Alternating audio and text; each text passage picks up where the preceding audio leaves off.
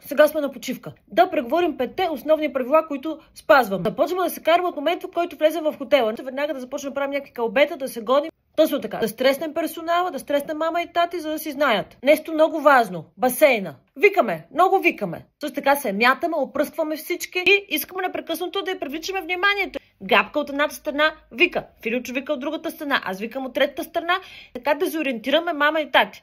И любимото ни – ресторанта. Шмугваме се между краката на хората. Като видим сервитьор, се засилваме към него, ако може да се буфнем в него. Предреждаме се, ние сме по-мънички, цък, има там някакви опашки, няма значение. Щипки, за да си сипваме неща. Можем и с ръце това да го правим. Използваме ли обаче прибори? Само при крайна необходимост. Салфетки също нямаме нужда. Стремим се да изядем максимално много сладки неща. И не пазим тишина в хотела. Трябва да е тихо. Ние тук сме дошли на почивка, искаме да викаме, да крещим, да си се бием, да си бъде всичко както си е вкъщи. Даже още по-хубаво и по-силно и по-шумно, защото сме на почивка.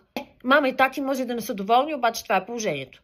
И по някое време така ще им кажем, че много не ни е харесала тази почивка.